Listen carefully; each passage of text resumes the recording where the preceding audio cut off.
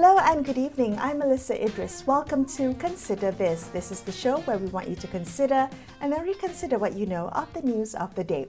In the wake of TikTok influencer Aisha's tragic death linked to online harassment and death threats, the government is now moving to place responsibility on social media platforms to tackle harmful content.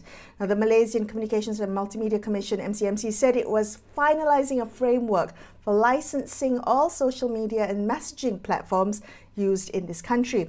But how do we ensure that the regulations strike the right balance between protection and freedom? First up on the show, we have Dr. Goh Chi Leong, who is CEO for Tertiary at the Help Education Group, overseeing Help University and Help Academy. Dr. Goh is the founder and Dean of the Faculty of Behavioural Sciences at Help University. Welcome to the show, Dr. Goh. Thank you so much for being here with me. I want to talk a little bit about the government's move to criminalise cyberbullying and hold social media platforms liable for online security matters, including harmful content and the like. How do you view this move? I think it's a good move. It's a move in the right direction because firstly, there needs to be a law explicitly stating that cyberbullying is illegal and that action can be taken against perpetrators. But by holding platforms accountable, I think what you're going to see over the next few years is a massive reduction in this kind of activity because platforms, media owners are going to be a lot more vigilant in ensuring that they're protecting victims of cyberbullying when this is happening. In any society and country, when there are no laws to guard against certain behaviors, I think what we find is that people continue doing those behaviors. Right. Well, if we were to think about the fact that there might be more clarity in legislation, that's a good thing. But if you think about cyberbullying as itself, is legislation sufficient to prevent people from behaving this way online? I think it's part of a more comprehensive solution. There are other things, including education, mental health counseling, that needs to be done to change behavior society-wide. But certainly starting with a law, clear legislation that states this kind of behavior is unacceptable and that the consequences of this behavior is serious. So therefore, the penalties also need to be heavy enough so that they act as a strong deterrent for this kind of behavior. I think that's part of a wider scale solution, but other solutions like education, changing the culture is not going to work unless there's legislation to back that up. All right. Well, the MCMC revealed that there had been about 10 cyberbullying cases every day from 2022 up to July of this year.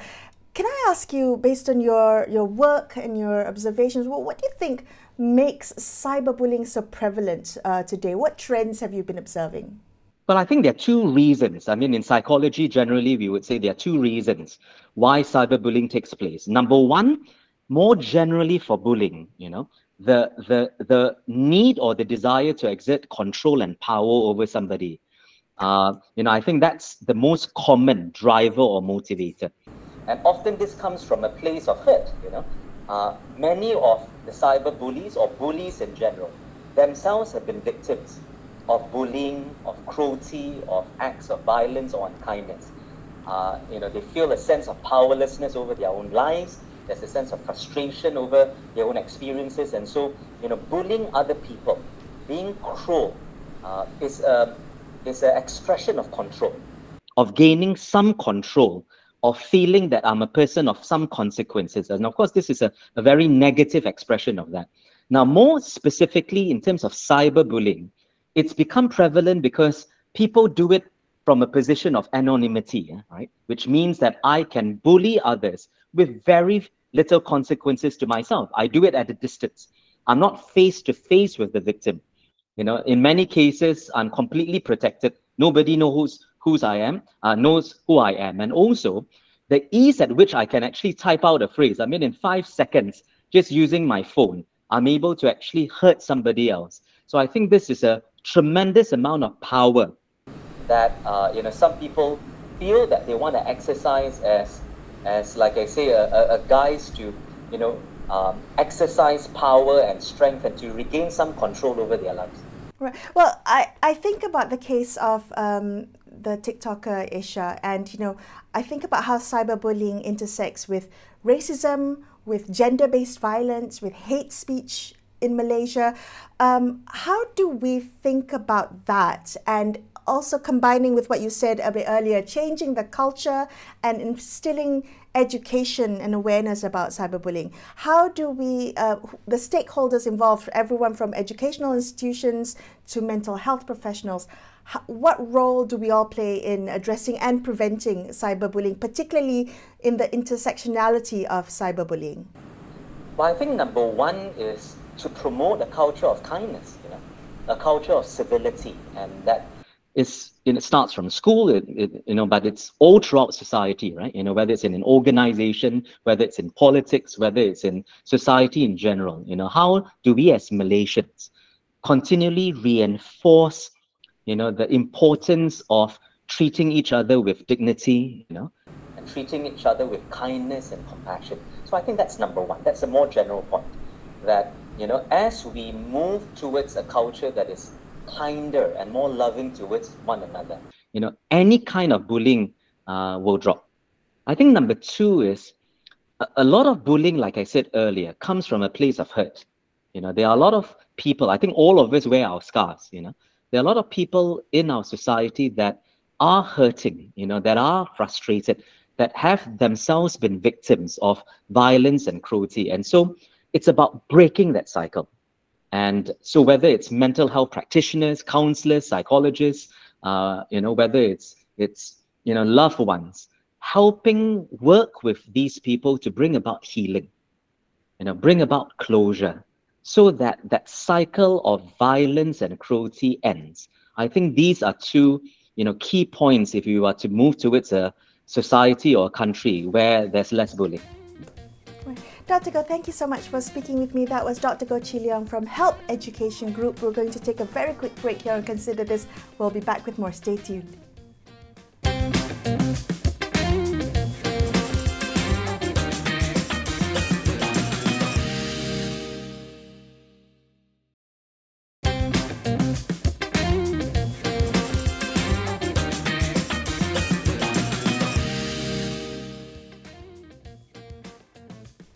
Hi, welcome back to Consider This. I'm Melissa Idris. After the death of TikTok influencer Asia, Malaysia is now poised to enact new laws to combat cyberbullying, including new licensing requirements for social media platforms. Now, is this a necessary step to protect individuals online, or does it risk overreach and censorship? Well, let's ask Dr. Benjamin Loh, Senior Lecturer at Taylor's University School of Media and Communications. He's also Director of the Impact Lab for Peace, Justice and Strong Institutions. Ben, thank you for being on the show with me again today. How do you view the latest developments with the government trying to hold internet service providers now liable for harmful content online? Hi, thanks Melissa for having me on. I think it's an interesting step, and I think it's something that has been long overdue. The government has really been waging a very sort of like subtle war against a lot of these sort of like social media platforms. You would see them regularly sort of like arranging meetings with them to talk about, the kinds of harmful content that's on their platforms. But the approach that they've sort of like proposed at the moment is a little bit worrying, because the proposal, of course, is to use social media licensing, which we don't really have much information about that. But if it's anything that resembles the current sort of like licensing model that affects sort of like traditional broadcast media, it does really bode well for what we're assuming. But it does sort of like raise a lot of questions about how practical this is going to be, because a lot of these social media companies are not actually based in Malaysia. So how are we going to compel them to actually apply for this license? And if they don't get this license, what's going to happen? Are you going to ban them from operating here? Are you going to sort of like block Malaysians from accessing? And if you do block Malaysian access, then you're sort of like censoring the internet to a certain degree. So there's still a lot of like question marks surrounding that implementation at the moment. Right. Yeah, I've been thinking about how to implement this practically speaking, like how would it work?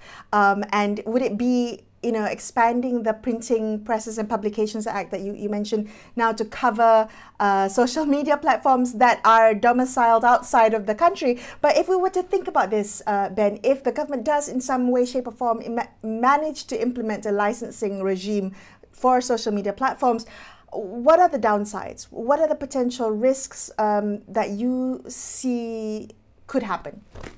You can already see so many examples of this sort of kind of government overreach when you look at the sort of like how the Publishing Printing Presses Act works out essentially. Anytime there's any sort of like media outlet that is seen to be overly critical of the government or acting in a way that doesn't quite mesh with what the government policies are, and they can just lose their license over a lot of this is done at the discretion of the minister in charge. And if a lot of these provisions do get extended to the sort of like this new social media licensing model, then we'll see a lot of that same actions happening as well. But fundamentally, it really does seem as though like they're using a very, very antiquated and outdated approach, because of all the many social media platforms that are out there, if you want all of them to sort of like create a license, that means they need to have a presence in Malaysia, and not all of them do have presence. And how do you account for other new emergent social medias that happen out there as well? So it doesn't seem practical in the very least on how this is going to work in so many different ways. Right. Well, as a measure to curb harmful content online, as a measure to combat, say, cyberbullying, do you think that it might be the right move forward? I mean, are there other ways, are there other things that social media platforms can do or are doing that can actually mitigate some of the issues that we're trying to address with the licensing regime? So cyberbullying is not a problem that's unique to Malaysia. Many countries actually are dealing with cyberbullying. And as far as I know, there's no one proper solution to deal with cyberbullying at the moment. A lot of times people are just using a lot of other different kinds of harassment laws and applying it in the online space to sort of like combat cyberbullying. But cyberbullying in itself is a very complex and very nuanced kind of action. So for me, in order to sort of like address this, I think that there is a two-stage process that's involved. So the first, of course, is we actually need to define very clearly what cyberbullying is, because cyberbullying is actually a very, very prominent activity that takes place in Malaysia on a much regular basis as well. And I think out of all the forms of cyberbullying, I think if you want to criminalize or you want to sort of like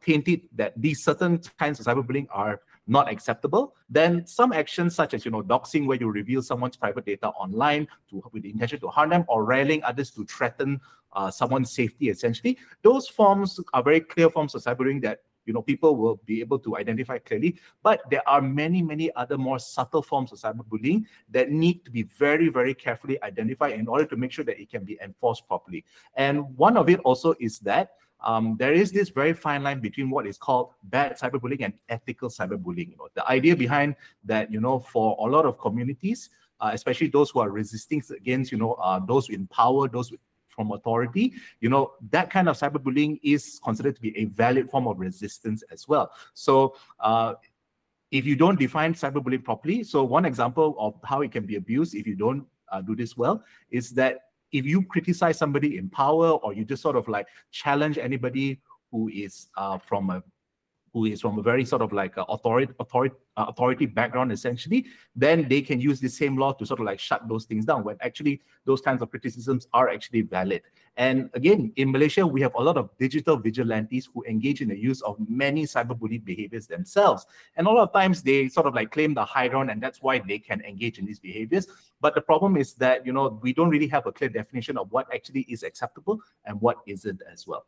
Right. Ben, you wrote a journal paper about cyberbullying of influencers in Malaysia. Can we talk a little bit about that and the lessons that we can learn from the online harassment, the tragedy of Aisha's death?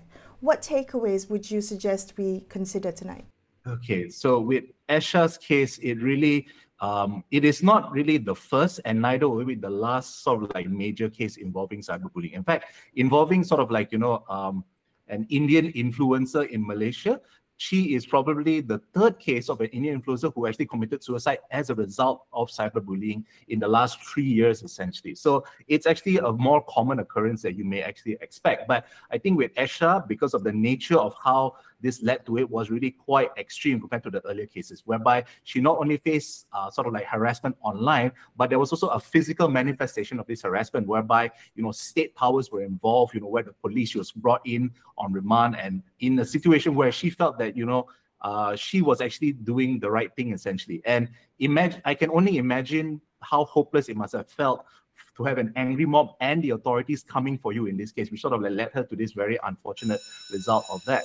And fundamentally, I think for a lot of Malaysians, they don't really view cyberbullying as a really bad thing if you are doing it for the right person, or you feel that the person that you're doing it for deserves it, essentially. And of course, because somebody has a lot of power or influence, then no one should ever be seen as a valid target for cyberbullying.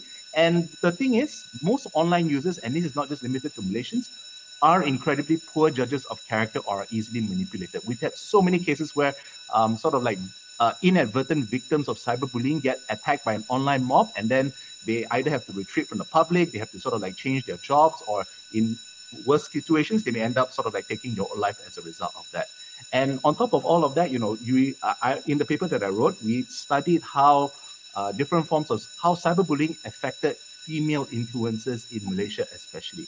And really, a lot of times, this if you are a female influencer, you are subject to additional abuse, because there is this perception that, you know, if you as a woman choose to become an influencer, you have rejected your place in society, you know, your societal your female role in society, essentially. And as a result of that, you are rightfully, you deserve to actually be ridiculed, you deserve to be harassed, because you've chosen to take on this kind of lifestyle, almost as though like you've chosen to be a celebrity, and therefore this kind of criticism and abuse is considered to be acceptable in those spaces. But of course, that's a much bigger conversation, and that needs to actually be sort of like discussed, and we need to actually correct all of these things to make sure that this cyberbullying law actually works as intended.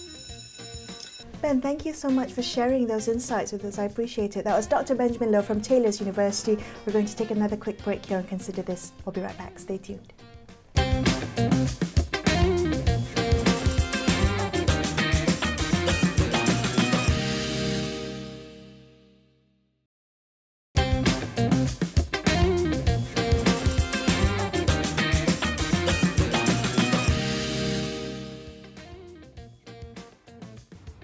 Hi, welcome back to Consider This. I'm Melissa Idris. Let's continue our discussion about the government's plan to license social media platforms and place the burden of responsibility on them to manage security issues online. So let's speak now to Dr. Ngo Xiao Shi, who is a senior lecturer at the School of Communications at University of Science Malaysia. Xiao Shi, thank you for being on the show with me today. I'm just wondering, now that this is kind of in the works for the government, do you believe that Malaysia needs to start this licensing of social media platforms to address issues like cybersecurity and online scams? I mean, how do we think through the pros and cons of this?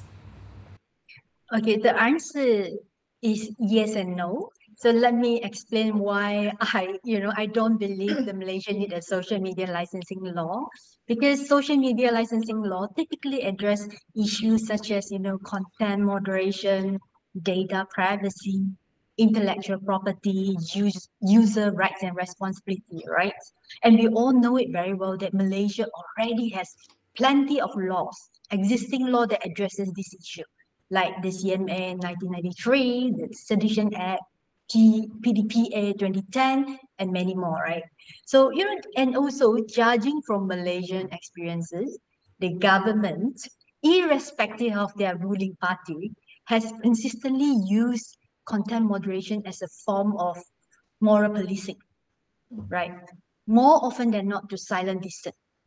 So moral policing within the context of a multicultural society is actually, it's a very unfair policy, because it essentially disregards the diverse cultural, religious, and social values that coexist within the population.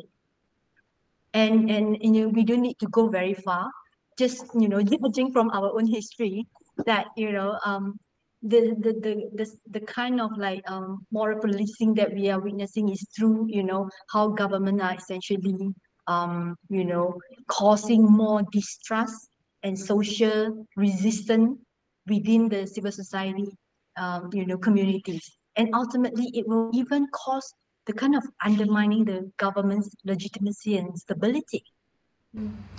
I mean, I think that the fact that legislating or regulating the digital sphere is that much harder. If you think about, say, the Printing Presses and Publications Act of traditional media, of print media, of broadcast media, how might we think about licensing social media platforms who are not domiciled in the country? They're not, companies that are set up here. They're domiciled overseas, and thinking about regulating online content. Do you see ways in which this could work practically?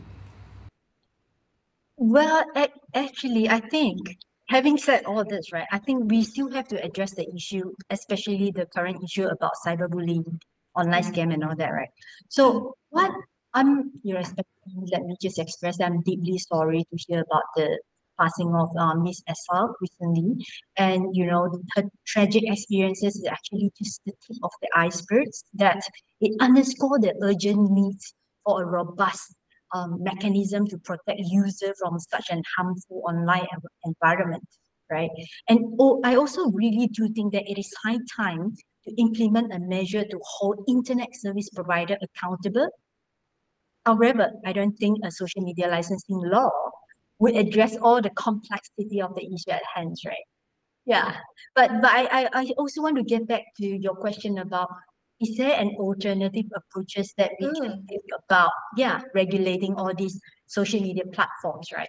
I'm well aware of the fact that most of the major social media companies are actually coming from, all these giant big tech, giants, where whose power is like, a lot more bigger than a small nation like Malaysia, right?